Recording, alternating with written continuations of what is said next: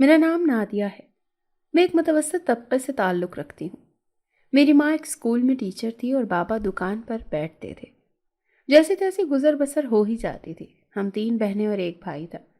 میں اپنے 3 بہن بھائیوں سے چھوٹی تھی اور سب سے زیادہ خوبصورت بھی۔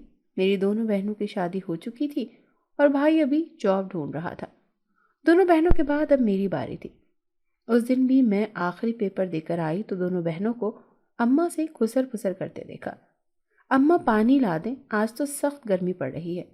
میں نے چارپائی پر ڈھیر ہوتے ہوئے کہا، نہ تجھے شرم آتی نہیں ہے کہ اماں سے کام کرواتی ہے؟ خود بھی ہل جل لیا کر، کل کو پرائے گھر جانا ہے۔ بڑی آپی شاہدہ نے مجھے گھورتے ہوئے کہا۔ اسی لیے میں تو کہتی ہوں اماں اس کا رشتہ میرے دیور سے کر دے۔ بہن ہوں، لحاظ کر لوں گی، ورنہ یہ کتنی کام چور ہے، اور کہیں گئی تو 2 دن میں باہر کر دینا ہے ان لوگوں نے۔ چھوٹی باجی نے خوش آمدی لہجے میں اماں کو اکسایا۔ دیکھو باجی، مجھے آپ کے اس نکھٹو دیور سے شادی نہیں کرنی، میں نے غصے سے کہا اور پاؤں پٹکتے ہوئے کچن میں چلی گئی۔ پیچھے اماں اور باجی کی بحث شروع ہو گئی۔ میں کمرے میں ادھر ادھر پھرتے ہوئے سوچنے لگی۔ میرے خواب بہت اونچے تھے۔ میں کسی امیر گھر میں شادی کرنا چاہتی تھی۔ شاہد اور فریدہ باجی کی طرح حسرت زدہ زندگی نہیں گزارنا چاہتی تھی۔ مگر ایسا کون ہوگا جو مجھ سے شادی کرے گا؟ ایک مڈل کلاس سے تعلق رکھنے والی لڑکی سے کوئی امیر زادہ کیوں شادی کرے گا؟ یہ سوچ مجھے مایوسی میں مبتلا کر جاتی۔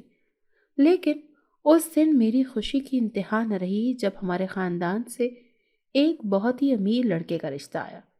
وہ لوگ ہمارے دور کے رشتہ دار تھے۔ اتنے امیر لوگوں کے لیے ہماری تو کوئی حیثیت ہی نہیں تھی۔ میں دھڑکتے ہوئے دل سے اندر آئی۔ السلام علیکم، میں نے کہا۔ وعلیکم السلام، ماشاء اللہ کتنی پیاری بیٹی ہے تمہاری نفیسہ، خوب رنگ روپ نکالا ہے اس نے۔ میں نے تو اس کو بچپن میں دیکھا تھا۔ 2 عورتوں میں سے ایک بڑی عمر کی عورت نے مجھے دیکھ کر کہا۔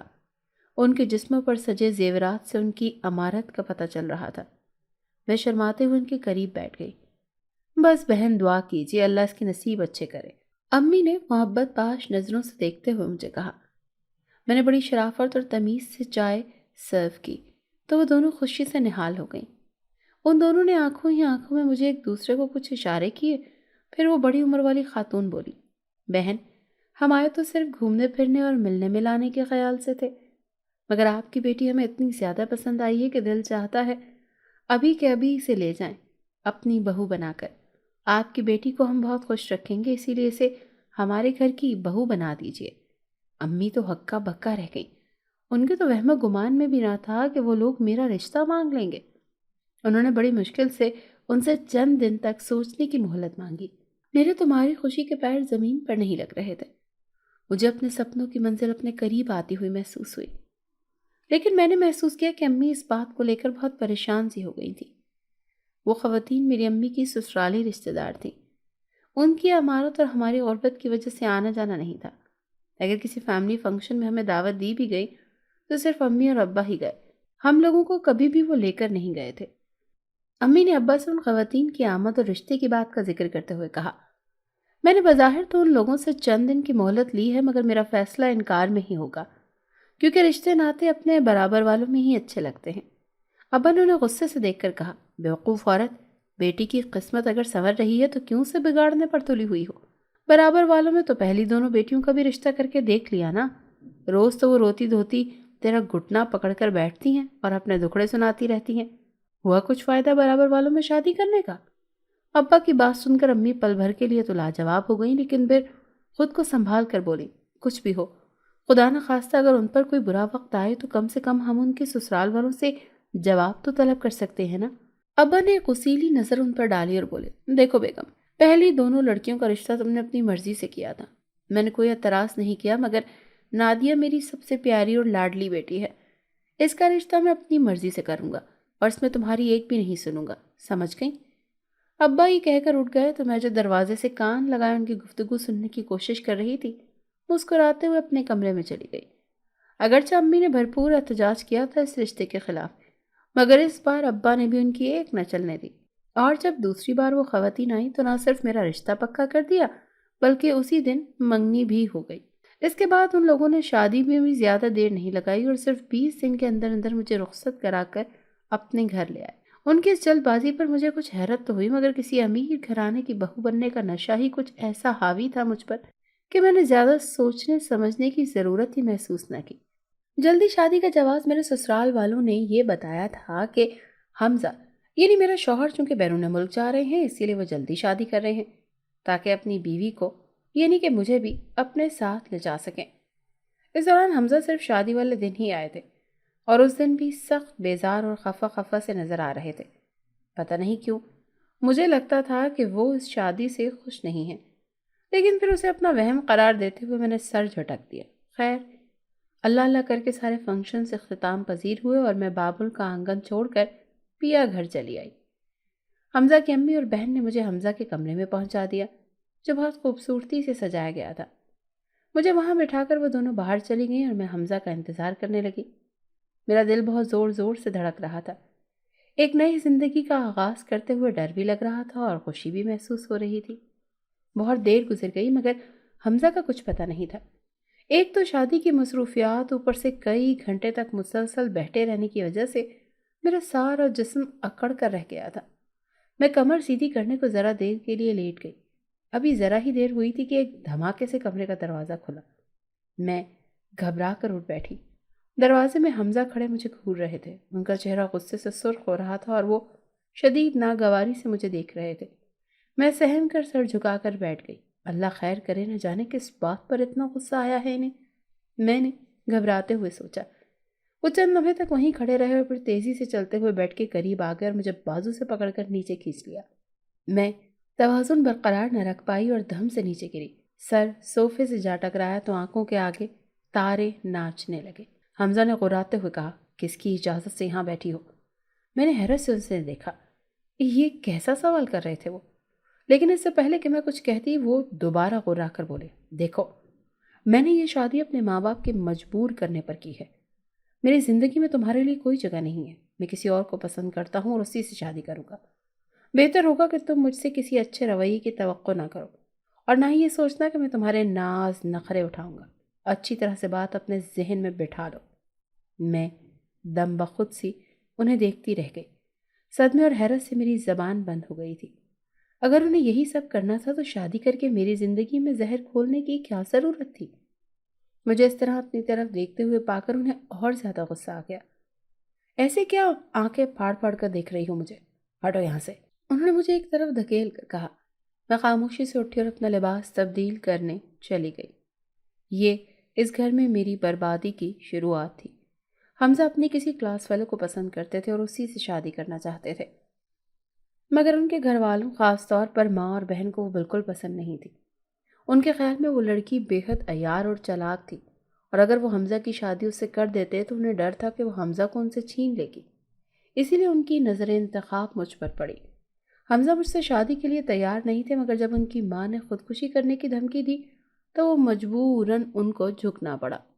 وہ لوگ یہ بھی جانتے تھے کہ زبردستی کی شادی کے نتیجے میں حمزہ اپنا سارا غصہ اپنی بیوی پر نکالے گا اور ظاہر ہے ایسا سلوک ان کے ہم پلہ کوئی بھی لڑکی برداشت کرنے کے لیے تیار نہ ہوتی، اسی لیے انہوں نے بطور خاص میرا انتخاب کیا تھا۔ اور واقعی میں میرے پاس تو اور کوئی چوائس ہی نہیں تھی۔ یا تو میں حمزہ سے مار کھانے کے باوجود یہاں رہتی اور معاشرے میں اپنی عزت برقرار رکھتی، یا پھر طلاق کا دھبا ماتھے پر لگا کر ایک مجرم کی حیثیت سے ساری زندگی گزارتی۔ اسی لیے میں صبر کا مظاہرہ کرتے ہوئے اپنی زندگی گزار رہی تھی، مگر اب حمزہ اکثر مجھ پر ہاتھ اٹھانے لگے تھے۔ ایک بار انہوں نے مارا پیٹا تو ان کی ماں چھڑانے کے لیے آئیں۔ انہوں نے ان کو بھی دھکا دے کر ایک طرف کر دیا، پھر مجھے بازو سے پکڑ کر ایک طرف کھینچ کر لے جانے لگے۔ میں سہم کر رونے اور ان کی منتیں کرنے لگی، مگر وہ اس طرح میرا ہاتھ پکڑ کر کھینچتے رہے۔ ایک اسٹور روم میں فرش میں نصب ایک دروازہ کھولا، نیچے سیڑھیاں جاتی تھیں۔ انہوں نے مجھے نیچے دھکیلتے ہوئے کہا، اب تو یہیں رہے گی، خبردار جو دوبارہ چیخی چلائی تو آج شام تک یہیں قید رہو گی سزا کے طور پر۔ اس کی بات سن کر میں سہم گئی اور روتے ہوئے کہا، حمزہ مجھے معاف کر دیں، میں دوبارہ کبھی بھی پلٹ کر آپ کو جواب نہیں دوں گی، مجھے یہاں مت چھوڑ کر جائیں، مجھ پر رحم کریں حمزہ، مجھ پر رحم کریں۔ میری آہوزاری سے بے نیاز انہوں نے مجھے اندر دھکیلا اور کھڑاک سے دروازہ بند کر کے چلے گئے۔ یہ تہہ خانہ تھا، اندر گھپ اندھیرا تھا اور سیلن کی بو پھیلی ہوئی تھی۔ مجھے اندھیرے سے بہت ڈر لگتا تھا، اسی لیے دیوار پر ہاتھ مار کر کوئی سوئچ بورڈ تلاش کرنے لگی جس سے اندر کی لائٹ کو جلا سکوں۔ چند بار ادھر ادھر ہاتھ مارنے کے بعد آخر کار مجھے سوئچ بورڈ مل گیا اور میں نے ایک بٹن دبا دیا تو اندر ایک بلب جل گیا۔ میں اس کی روشنی میں اندر کا جائزہ لینے لگی۔ یہ ایک بڑا سا ہال نما کمرہ تھا جس کا زیادہ تر حصہ کاٹھ کباڑ سے بھرا ہوا تھا۔ شاید اس تہہ خانے کی زیادہ صفائی نہیں کی جاتی تھی اور نہ ہی یہاں کوئی بلا وجہ آتا جاتا تھا، کیونکہ یہاں پر ہر طرف گرد کی موٹی موٹی تہیں جمی ہوئی تھی اور جتنا سامان یہاں پر رکھا تھا وہ سب بھی گرد سے اٹا ہوا تھا۔ میں نے وہیں پر موجود ایک کپڑے کا ٹکڑا اٹھایا اور ایک طرف پڑی کرسی صاف کر کے بیٹھ گئی۔ مجھے وہاں بیٹھے تھوڑی ہی دیر ہوئی تھی کہ اچانک ایک طرف پڑی ہوئی الماری ہلنے لگی۔ میں نے خوفزدہ ہو کر اس کی طرف دیکھا۔ پتہ نہیں کیا تھا اس کے اندر اور وہ اتنے زور اور شدت سے کیوں ہل رہی تھی۔ کیا پتہ کوئی چوہا وغیرہ ہو؟ میں نے خود کو تسلی دینے کی کوشش کرتے ہوئے سوچا۔ دوبارہ الماری ہلی تو میں کچھ ہچکچاتے ہوئے اٹھی اور آہستہ سے الماری کے قریب جا کر اس کے ایک پٹ پر ہاتھ رکھ دیا، پھر ذرا سا دور ہو کر ایک جھٹکے سے اسے کھول دیا۔ اندر سے ایک کالی بلی نکلی اور غراتی ہوئی ایک طرف چھلانگ مار کر ایک بیڈ پر بیٹھ گئی۔ بلی اچانک سے باہر نکلی تو میری چیخ نکل گئی۔ میں تیزی سے دوسری طرف بھاگی اور بدحواسی میں ایک طرف گر گئی۔ گرنے سے میرا سر ایک کرسی کے پائے سے جا ٹکرایا اور میری آنکھوں کے آگے تارے ناچنے لگے، سر سے خون بہنے لگا۔ میں تھوڑی دیر کے لیے بے ہوش ہو گئی تھی۔ جب ہوش آیا تو میں وہیں پر پڑے ہوئے ایک بیڈ پر لیٹی ہوئی تھی۔ سر پر چوٹ کا نشان تو تھا مگر خون نہیں رس رہا تھا۔ میں حیرانی سے صورتحال کو دیکھ رہی تھی۔ مجھے یہاں کس نے لٹایا؟ اور اس سے بھی زیادہ حیرت کی بات یہ تھی کہ میں کس بیڈ پر پڑی تھی؟ تھوڑی دیر پہلے وہ گرد اور مٹی سے اٹا ہوا تھا مگر اس وقت وہ بالکل صاف ستھرا تھا۔ میں پریشانی سے ارد گرد دیکھتے ہوئے اٹھ کھڑی ہوئی۔ سر میں ٹیس سی اٹھی مگر درد ناقابل برداشت نہیں تھا، اسی لیے سہ گئی۔ باقی سب کچھ ویسے کا ویسا تھا۔ اس وقت باہر سے کسی نے دروازہ کھولا اور پھر آہستہ آہستہ نیچے اترنے لگا۔ میں نے اوپر سیڑھیوں کو دیکھا، وہاں پر حمزہ کھڑے مجھے گھور رہے تھے۔ میں نے بے رخی سے منہ پھیر لیا۔ میرا خیال تھا کہ شاید انہیں اپنی غلطی اور برے رویے کا احساس ہو گیا ہوگا اور اب مجھے یہاں سے لے جانے کے لیے آئے ہوں گے۔ معافی کی تو توقع خیر مجھے تھی ہی نہیں کہ وہ ان کا مزاج ایسا تھا ہی نہیں۔ مجھے اس طرح بیٹھے دیکھ کر وہ سیڑھیاں اترے اور نیچے آ کر میرے قریب کھڑے ہو گئے اور پھر بڑی ہی تلخ آواز میں بولے، کیوں مہارانی صاحبہ، دماغ ساتویں آسمان سے نیچے آیا یا نہیں؟ میں نے چونک کر انہیں دیکھا۔ ان کے چہرے پر بڑی ہی طنزیہ مسکراہٹ تھی۔ میری آنکھوں میں آنسو آ گئے۔ میں نے شکوہ کناں آواز میں کہا، حمزہ، کیا کبھی بھی آپ کو اپنے رویے کی بدصورتی کا احساس نہیں ہوتا؟ آپ کیوں کرتے ہیں میرے ساتھ ایسا؟ حمزہ نے میرے بالوں کی ایک لٹ پکڑ کر مسکراتے ہوئے کہا، کیونکہ مجھے مزہ آتا ہے ایسا کر کے۔ تمہیں میرے ماں باپ نے زبردستی میرے سر تھوپا تھا نا؟ ان کا خیال تھا کہ میں تمہارے حسن اور جوانی کو دیکھ کر عروہ کو بھلا دوں گا۔ کیسے بے وقوف ہیں وہ بھی۔ خیر، تو مجھے ایسا کر کے بہت اچھا لگتا ہے جب تم چیختی ہو، چلاتی ہو اور میں اسی وجہ سے انہیں شرمندہ ہوتے ہوئے دیکھتا ہوں تو بہت اچھا لگتا ہے، مجھے بے حد خوشی محسوس ہوتی ہے۔ انہوں نے ہنستے ہوئے کہا تو میں لرز گئی۔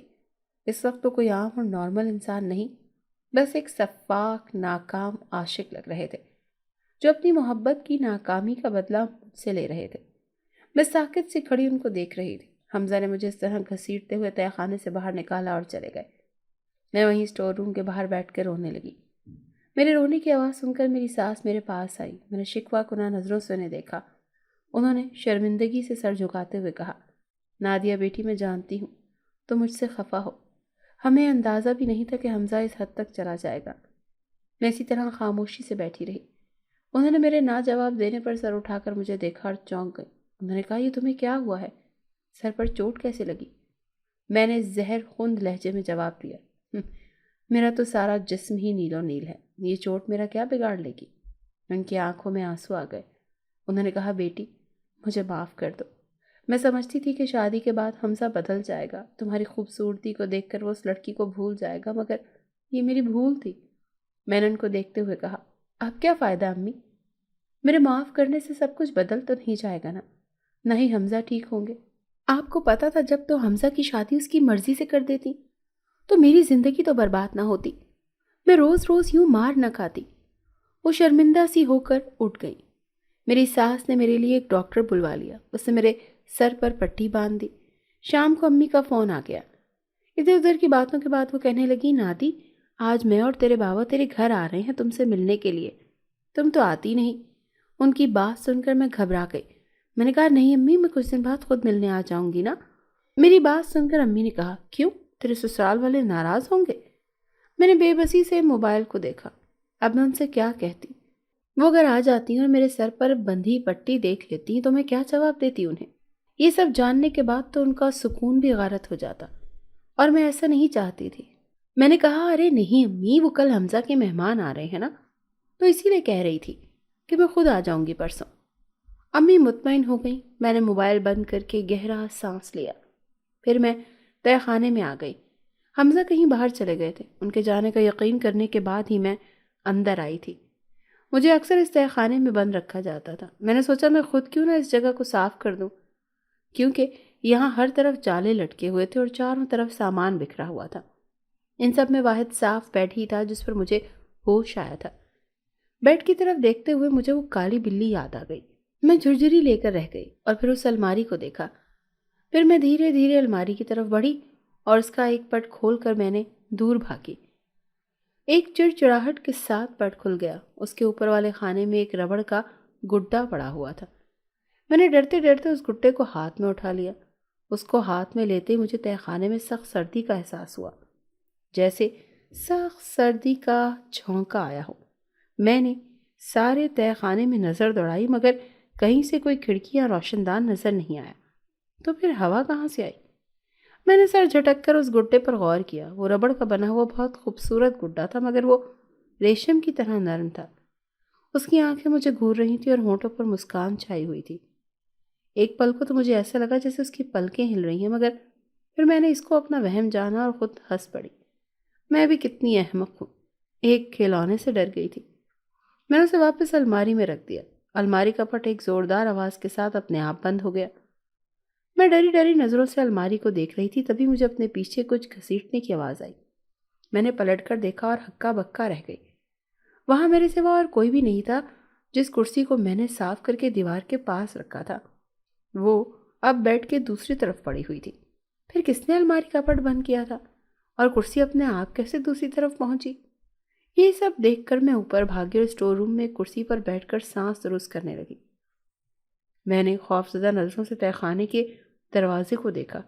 کیا وہاں کوئی اور بھی ہے یا یہ سب میرا وہم ہے؟ میں نے باہر آ کر دیکھا، سب ملازمین تو کچن میں موجود تھے۔ حمزہ آ چکا تھا۔ یہاں پر ایک ساتھ بیٹھ کر کھانے کا رواج نہیں تھا، ہر کوئی اپنے اپنے کمرے میں کھانا کھایا کرتا تھا۔ میں نے حمزہ کا کھانا لیا اور کمرے میں آ گئی۔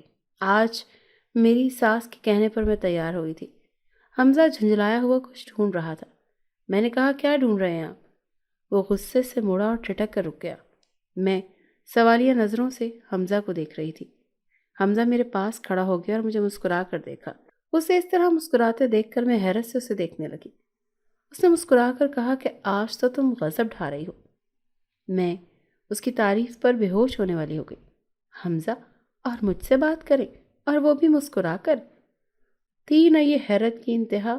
میں خاموشی سے بیٹھی رہی۔ تھوڑی دیر بعد میں نے کہا، آپ ٹھیک ہیں؟ وہ میری بات سن کر زور سے ہنسنے لگا۔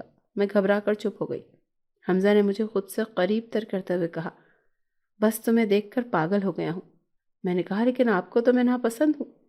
حمزہ نے اسی طرح لہجے میں محبت سموتے ہوئے کہا، وہ تو میں اپنے ماں باپ کو دکھانے کے لیے مجبوراً کرتا ہوں نا، ورنہ اتنی خوبصورت بیوی دیکھ کر کون ناراض رہ سکتا ہے؟ ان کی بات سن کر میں رونے لگی۔ حمزہ گھبرا گیا اور مجھے چپ کرانے لگا۔ مجھے دلاسا دیتے دیتے کب وہ میرے بے حد نزدیک ہو گیا مجھے پتہ ہی نہیں چلا۔ شام کو میں امی کے پاس آ گئی۔ گھر میں داخل ہوتے ہی میرا دل بھر آیا۔ میں کتنی ہی دیر باہر کھڑی رہی، تبھی دروازے سے نکلتی ہوئی امی کی نظر مجھ پر پڑی۔ مجھے دیکھ کر امی خوش ہو گئیں اور تیزی سے میری طرف بڑھیں اور مجھے گلے سے لگا لیا اور کہنے لگی، کیسی ہے میری بچی؟ کتنے دنوں بعد آئی ہو؟ شادی کے بعد ماں کو تو جیسے بھول ہی گئی تھی۔ امی نے شکوہ کیا۔ میں نظریں چرا کر رہ گئی۔ آواز سن کر بابا بھی باہر آ گئے۔ انہوں نے مجھے دیکھا تو ان کے چہرے پر رونق آ گئی۔ میں دوڑ کر ان کے گلے سے لگ گئی اور بے آواز رونے لگی۔ بابا میرا سر تھپکنے لگے، پھر مجھے روتے دیکھا تو پریشانی سے کہا، کیا ہوا بیٹی؟ سچ بتاؤ، اتنا رو کیوں رہی ہو؟ میں نے آنکھیں رگڑتے ہوئے کہا، کچھ نہیں بابا، بس اتنے دنوں کے بعد آپ سے ملاقات ہوئی ہے تو رو پڑی۔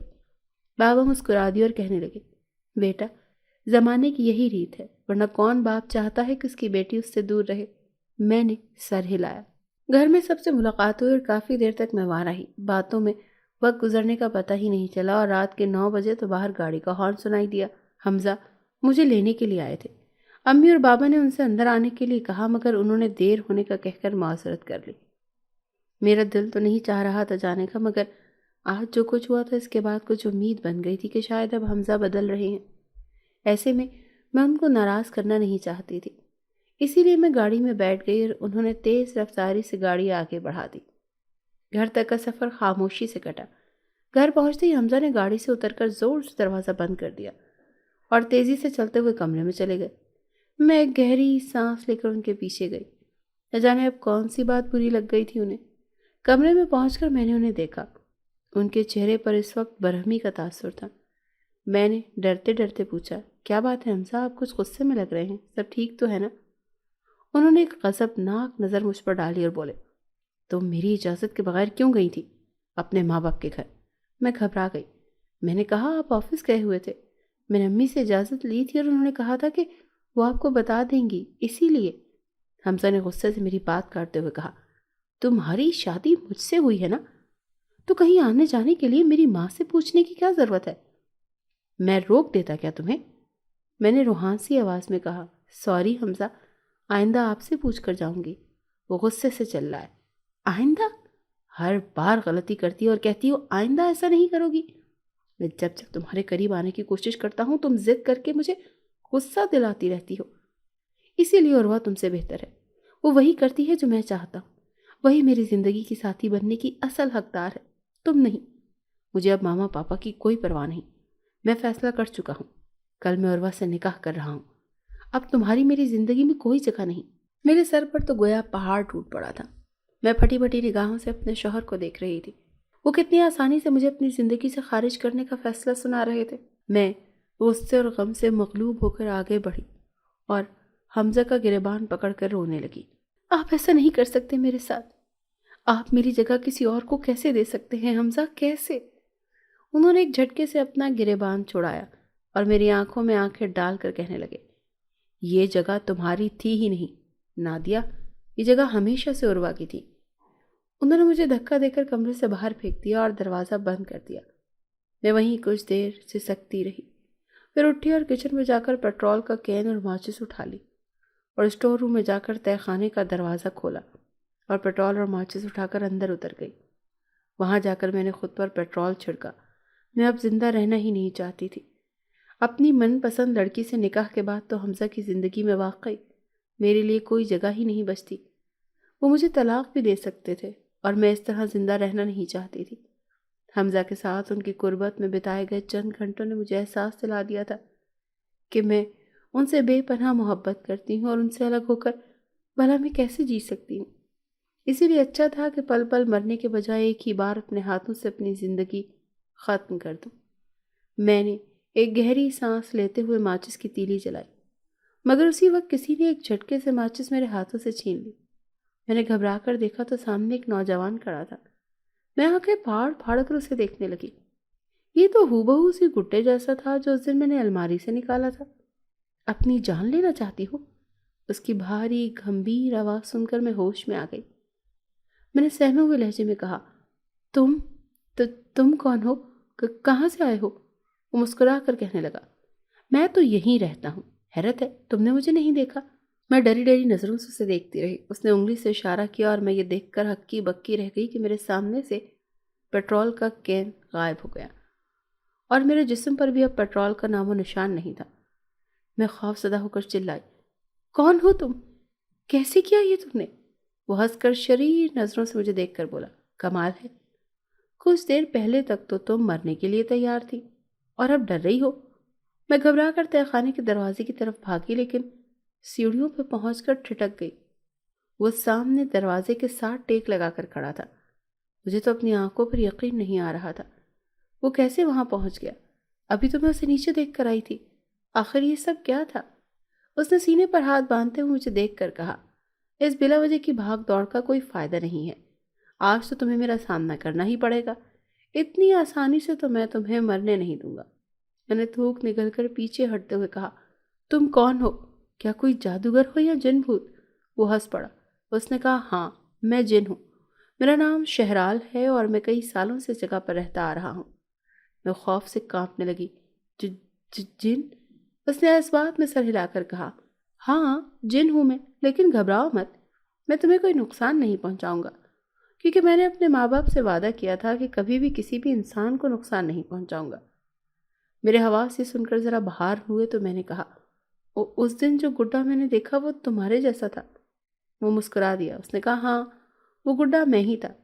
میں بس تمہارے ساتھ تھوڑی سی شرارت کرنا چاہتا تھا، لیکن اس کے باوجود تم اس تہہ خانے میں کئی بار آئی تو مجھے تمہاری بہادری کا معترف ہونا پڑا۔ لیکن آج تم اس قدر بزدلی والا کام کیوں کرنے جا رہی تھی؟ میں بھول گئی تھی کہ میں یہاں پر کیوں آئی تھی، اسی لیے بے خیالی سے پوچھا، کون سا کام؟ اس نے غور سے مجھے دیکھ کر کہا، تم خودکشی کرنے جا رہی تھی نا؟ میں بوکھلا گئی۔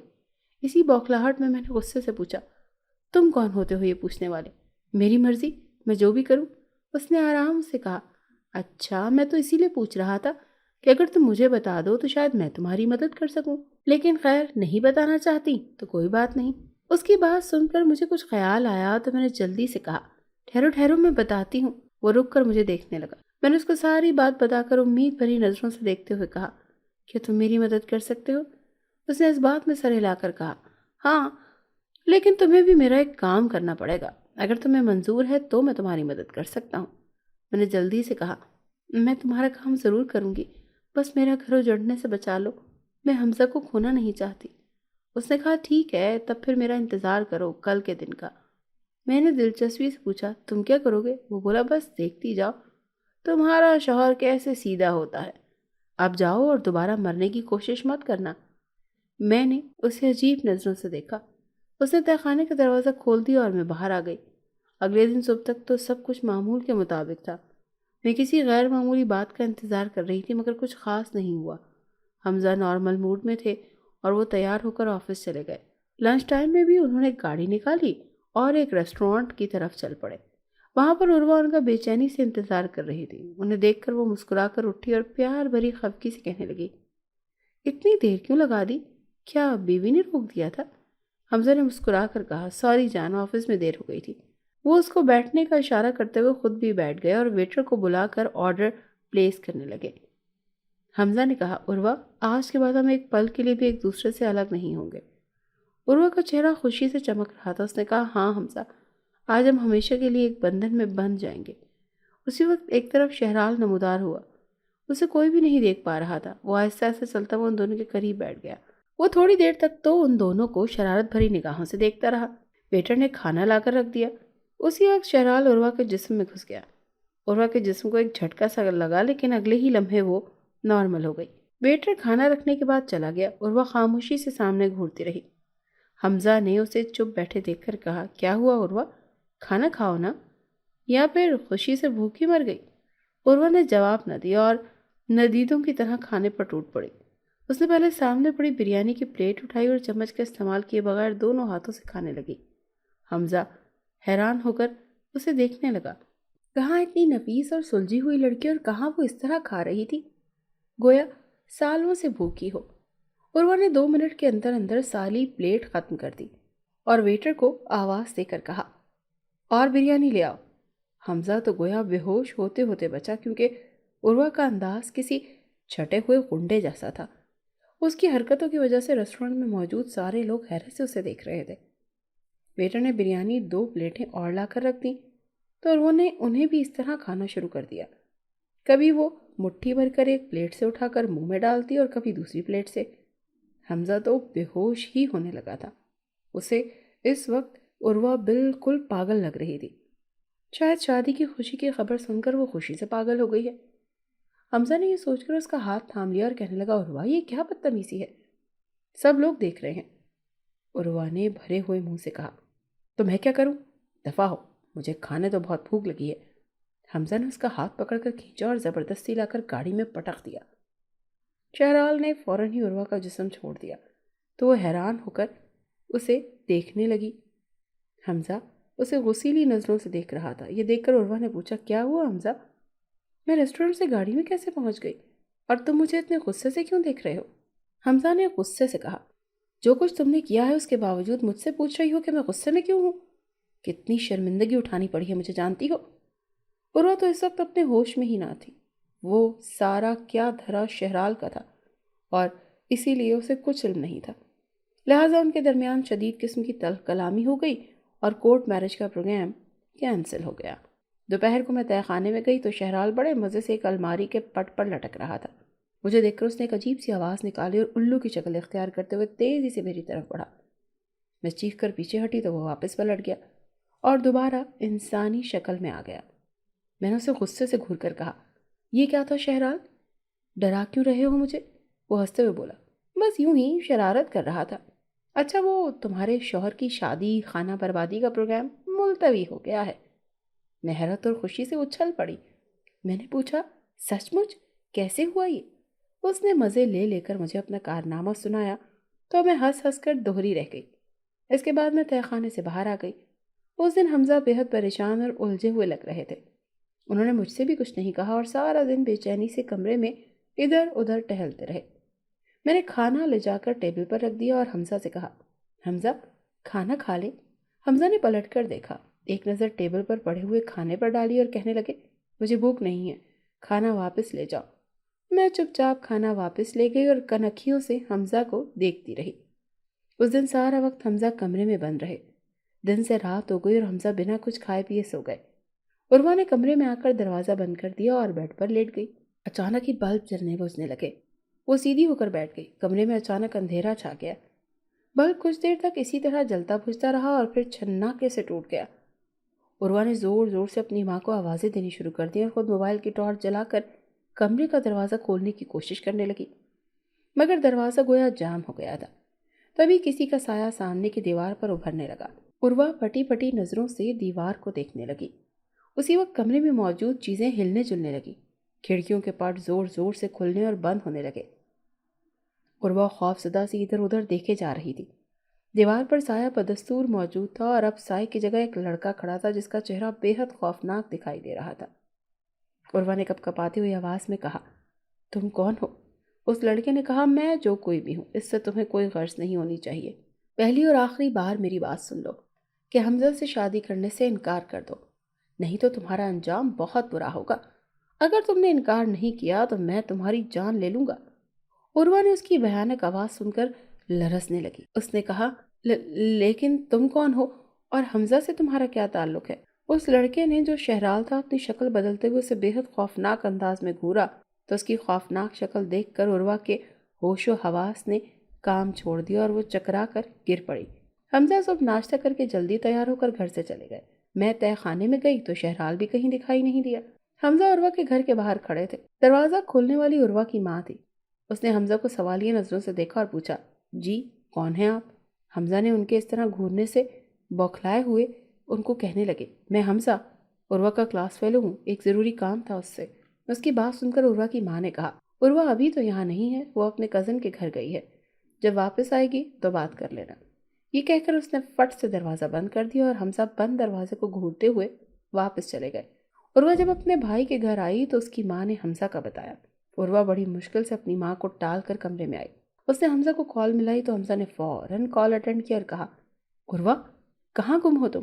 میں تمہارے گھر بھی آیا تھا مگر تم نہیں تھی۔ عروہ نے کہا، میں نے سوچا تھا کہ تم سے کبھی دوبارہ بات نہیں کروں گی مگر دل کے ہاتھوں مجبور ہوں۔ حمزہ نے اس کی بات سن کر سکون کا سانس لیا اور کہا، تو پھر کیا پلان ہے؟ ہم کب نکاح کر رہے ہیں؟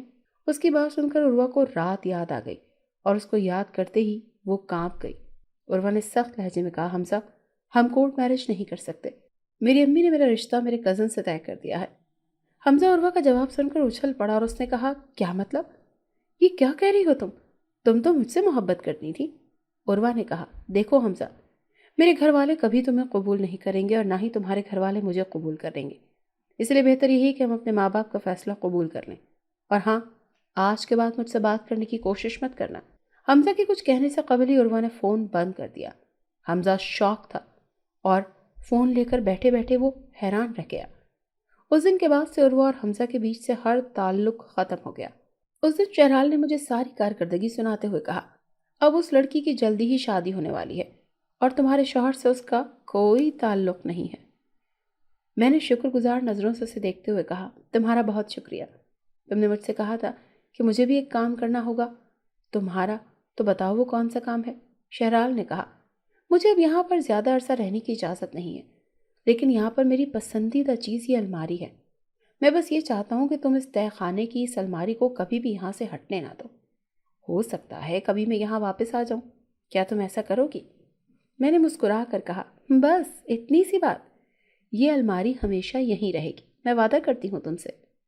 उस दिन के बाद वो मुझे नज़र नहीं आया। मैं और हमजा एक दूसरे के साथ बहुत खुश हैं। हमारा एक प्यारा सा बेटा भी है। हमजा कुछ दिन तक मुझसे दूर दूर रहे थे, मगर मैंने अपनी मोहब्बत से उनके दिल में जगह बना ली थी। अब वो उर्वा को भूल चुके हैं और एक अच्छे शौहर और अच्छा बाप बनने की कोशिशों में लगे रहते हैं। खानदान वाले इस सूरत हाल से बहुत खुश हैं और मुझे ही इसका क्रेडिट देते हैं, लेकिन सिर्फ मैं ही जानती हूँ कि इस बदलाव की वाहिद वजह शहराल था। अगर वो ना होता तो शायद मैं जिंदा ही ना होती। कभी कभी तहखाने की सफाई करती हूँ तो वो बहुत याद आता है।